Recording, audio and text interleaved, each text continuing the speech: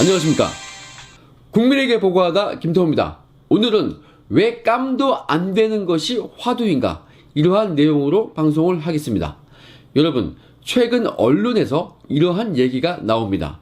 민정비서관실 문모 행정관이 제보자 송병기로부터 제보를 받은 이후에 제보서와 동일한 내용을 정리했느냐, 아니면 제보서 이외에 특별한 내용을 추가를 해가지고 그걸 가지고 첩보를 작성했느냐, 이것이 관건이 되어서 언론의 회자가 조금 되었습니다.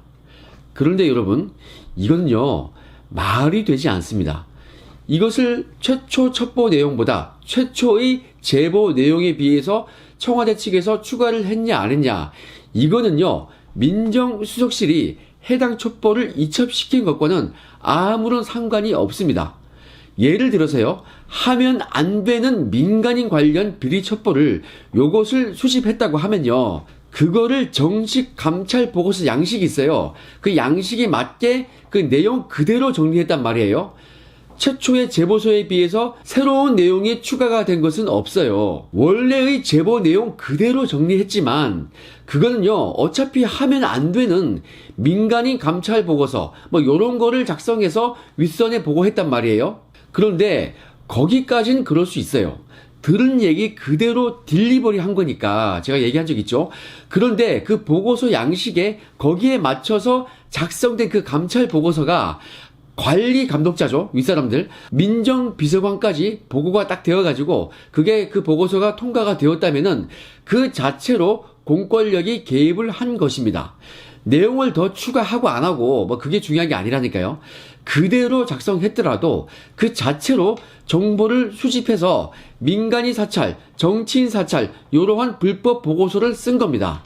그리고 그것을 윗사람이 딱 승인을 해가지고 이첩까지 시켰다면 그거 자체가 불법 사찰인 것입니다. 이 건 같은 경우는 정치인 사찰이겠죠. 이첩한 거 자체가 이게 불이익 처분이라고 제가 여러 번 말씀을 드렸습니다. 내용 추가 여부는 불법 사찰이 되느냐 안 되느냐, 이거와는 아무런 상관이 없는 것입니다. 물론요, 새로운 내용을 추가했다면은 그 불법성이 증대가 되긴 하겠죠. 그렇지만 업무 대상이 아닌 정치인 사찰 내용을 제보서를 거의 그대로 정리한 거, 그리고 그 이후에 상관이 승인한 거, 이거 승인한 것부터가 문제인 것입니다. 불법이면 승인하면 안 되죠. 그 보고서 하지 맙시다, 이렇게 돼야 되는 거예요. 폐기해야죠. 자, 그리고 승인한 이후에 이첩을 한 거, 이게 더 큰 문제입니다. 공권력이 심하게 개입된 거예요, 이것은. 저는 이 최초 정보를 입수한 그 문모 행정관은 저는 사실 잘못이 없다고 봐요. 왜냐하면 이분은요 솔직하게 자신이 그 첩보 작성한 것 같다 이렇게 스스로 시인한 거 아닙니까? 잘 기억이 안 나는데 그 문서를 보니까 이거 내가 한 거 맞습니다 이렇게 됐다는 거 아니에요. 아니 그거 발뺌하면 그만인데 시인했다는 거 아닙니까? 그런데 그 문모 행정관이 상당히 베테랑입니다. 베테랑이다 보니까 자기가 할 거 안 할 거 어느 정도 구분을 할 수 있죠. 그래서 이 문모 행정관이 어제 들은 얘기를 딜리버리까지는 괜찮다고 본 거예요. 원초적인 정보를 받아서 윗사람에게 보고할 수는 있다, 그렇게 봅니다. 뚫린 기니까 민간인도 할 수 있는 그런 것을 우리 공직자도 한 겁니다. 왜 크게 문제가 안 되냐, 제가 얘기했죠. 여기까지는 공권력을 써서 수집된 게 아니기 때문입니다. 그런데 문제가 뭐라 했죠? 그것을 받아들여가지고 승인해주는 거, 정식 보고서로서 승인해주고 취급하는 거, 그래서 관리해서 이첩하는 거, 이게 문제라니까요. 이걸 누가 했습니까? 최종 책임자인 민정비서관과 민정수석이 한 거 아니겠습니까? 이거는 조국이 관여했는지 안 했는지는 한번 따져봐야겠지만은 이것은 백원우가 얘기하겠죠? 백원우가 알겠죠? 자, 이첩으로써 이 사찰은 완성이 된 것이고요. 제가 지금 민간인 사찰, 정치인 사찰을 예시로 들었는데요. 민간인이든 정치인이든 불법 사찰인 것은 마찬가지입니다. 그래서 똑같은 구조인 것입니다. 그래서 지금 이 내용을 새로 추가했냐 안 했냐, 이거는요 이게 회자가 될 이유가 없어요. 정말 아무런 의미가 없는 거예요. 내용을 더 추가했다고 해서 불법이 되고 추가 안 했다고 해서 불법이 안 되고, 이게 아니에요. 이미 추가를 안 해도 불법인 거예요. 그게 이첩된 게 불법이라고요.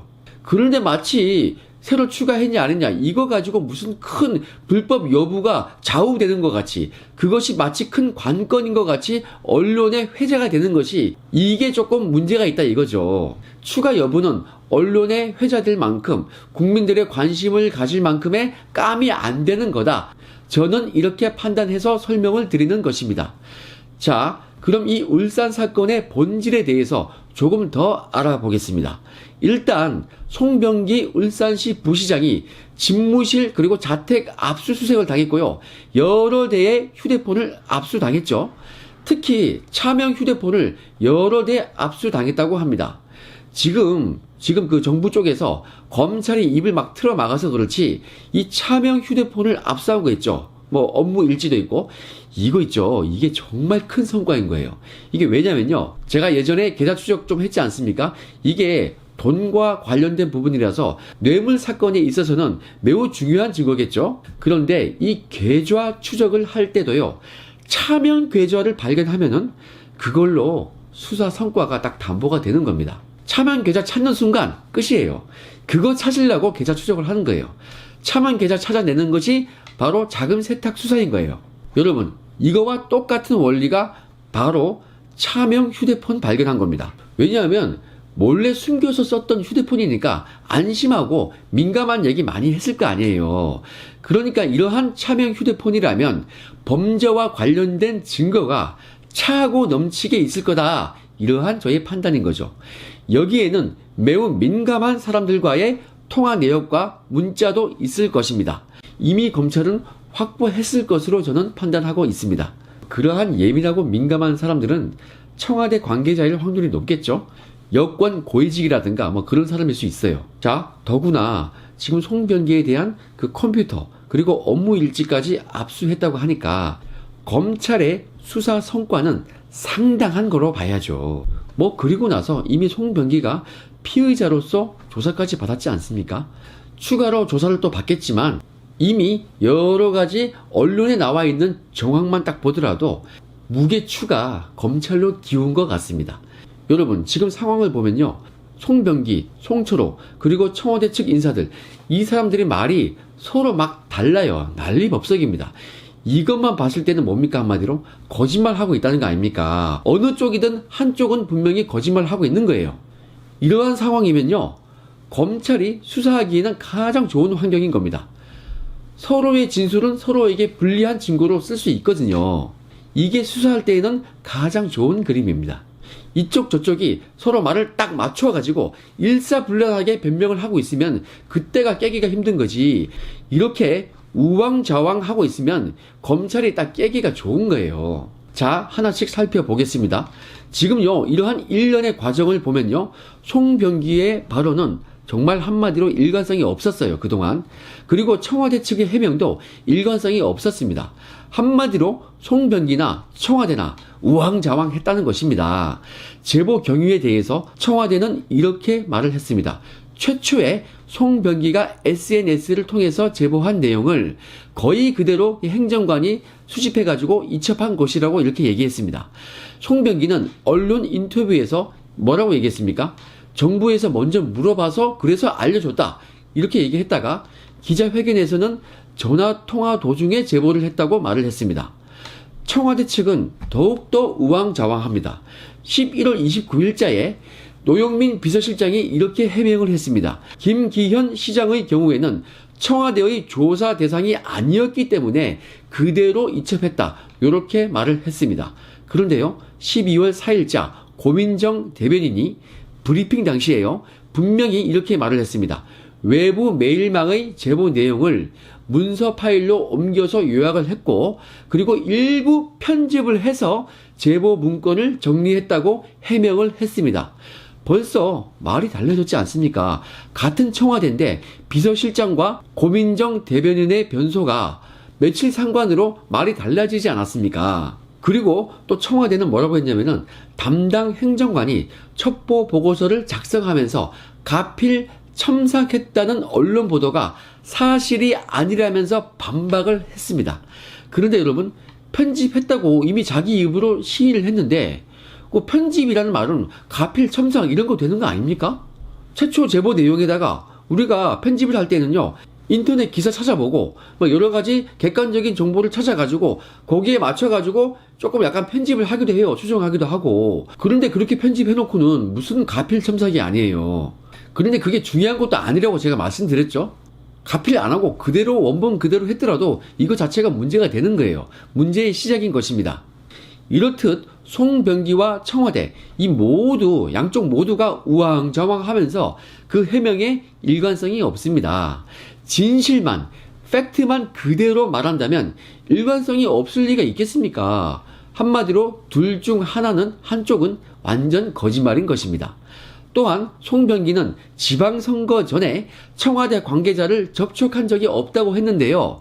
송철호 울산시장이 후보 시절 당시에 김기현 전 울산시장 비리 첩보를 경찰에 내려보낸 그 다음 달에 서울로 올라와 가지고 청와대 균형발전 비서관실 행정관을 만났다는 사실이 울산시장 보좌관 정모 씨에 의해서 확인이 되었습니다. 그러니까 송 시장 측이 뭐라고 했냐면요. 이 만남은 민주당이 주선을 해줬다. 이렇게 얘기하면서 시인을 해버렸습니다. 이거 뭐 완전 뭐 이거 송철호 시장도 오락가락 말이 완전 바뀌는 거죠. 자, 청와대, 송병기, 송철호 이 세 곳에서 모두 말이 바뀌면 이거 뭡니까? 한국당은 이에 대해서 이렇게 얘기했습니다. 말이 계속 바뀌는 것은 바로 거짓말이다. 이렇게 얘기했는데요. 이건 맞는 말입니다. 이거 뭐 누구나 생각할 수 있는 상식적인 거 아니겠습니까? 여러분, 이거 딱 제대로 걸린 것 같습니다. 한마디로 불법적인 일을 했으니까 당황을 하고 있고요. 말이 서로 안 맞고 우왕좌왕 하는 것입니다. 자, 이러한 상황이 되니까 지금 송병기가 뭐라고 합니까? 예, 청와대 하명이었다고 고백을 하고 있습니다. 이건 뭐 송병기가 할 수 있는 최대한의 자백을 한 거죠. 청와대 하명이다. 송병기는 왜 이렇게 다 실토를 했느냐?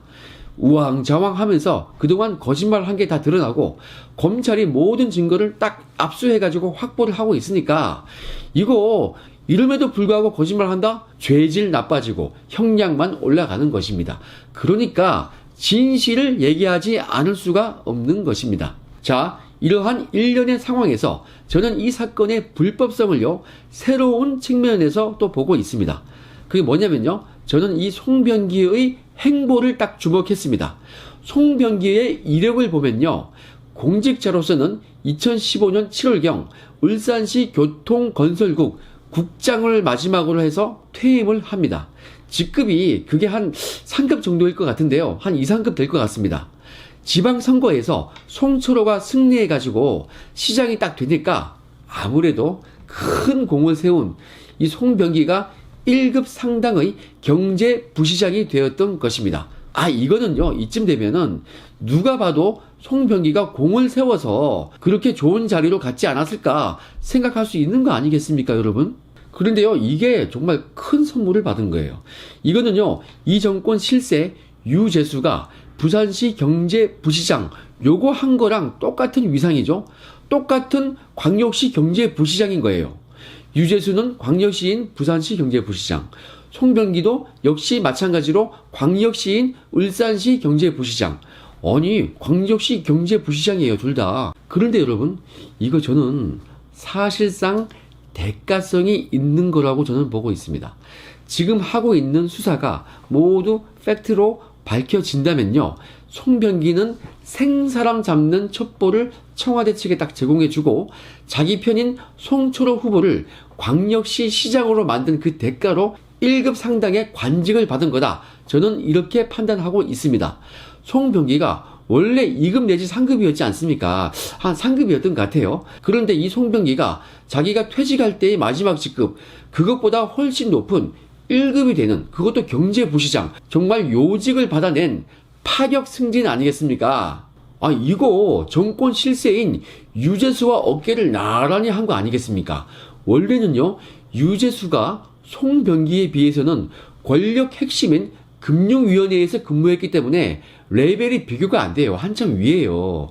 직급을 떠나서 아주 요직인 금융위에서 근무했지 않습니까? 그리고 직급도 유재수가 높으면 높았지 낮지는 않았어요. 송병기는 한 2급 내지 3급이었던 것 같고 유재수는 고참 2급이었잖아요. 그것도 대한민국 전체 공직자 중에 최고의 요직인 금융정책국장이었습니다. 송병기는 그러한 유재수와 그 어마어마한 실세 유재수와 똑같은 경제부시장이 되었던 것입니다. 자, 지금 언론에 나와 있는 수사 상황을 볼 때요, 이거 아주 파격적이라고 볼 수 있습니다. 이건요, 누가 봐도 선거에서 큰 공을 세운 대가로 볼 여지가, 이 여지가 크지 않겠습니까? 그래서 저는 이러한 관점에서 그 불법성이 훨씬 크다고 보는 것입니다. 저는요, 법률을 떠나서 그냥 상식적으로 봤을 때, 국민의 법 감정, 서민의 입장에서 봤을 때, 이거요, 마치 고위 공직자가 나쁜 짓 해서 일 도와주고 그 대가로 상대방으로부터 거액을 금품을 받은 듯한 그러한 느낌이 딱 들어요. 법률을 떠나서 도덕적으로 그 정도의 좀 안 좋은 사례 아닌가, 저는 그런 판단이 드는 것입니다. 여러분, 이러한 일련의 과정이 모두 사실로 확인된다면 한마디로 이거요, 매관매직이랑 뭐가 다르겠습니까? 다를 바 있어요? 여러분, 제 설명 듣고 나니까 청와대 측과 송병기의 이 불법성이 어느 정도인지 팍팍 와닿지 않습니까? 이게 만약에 맞다면 정말 큰 문제죠. 여러분, 우리 이런 식으로요, 이게 얼마나 나쁜 행동인지에 대한 그러한 국민적 공감대가 딱 형성되면요, 그것을 수사하는 검찰이 그 수사에 대한 정당성, 요게 아주 높아지는 것입니다. 그래서 제가 오늘 이 방송을 준비한 것입니다. 여러분, 차명 계좌 찾듯이 차명 핸드폰을 딱 찾았으니까 조만간에 더 큰 성과가 나올 것 같습니다. 이미 송병기가 입을 열기 시작했습니다. 이럴 때 언론 브리핑이 막혀 있는 것이 참 아쉽죠. 그런데 뭐 이렇게 국민들의 마음을 답답하게 만드는 거, 그렇게 억지로 참아진 우리의 울분은 총선 때 터져 나올 것입니다. 그러한 것이요, 지금 막혀 있는 것이 지금 모두 저축이 되고 있는 거예요. 자, 그러한 울분이 터져가지고 현 정부가 제대로 심판받는 그날을 기대하면서 오늘 방송은 여기까지 하겠습니다. 여러분, 오늘 방송 유익하셨으면 구독 안 하신 분들께서는 꼭 구독 버튼 한번 눌러주시기 바랍니다. 저에게 큰 힘이 됩니다. 그럼 내일 또 찾아뵙겠습니다. 건강한 하루 되시기 바랍니다. 감사합니다.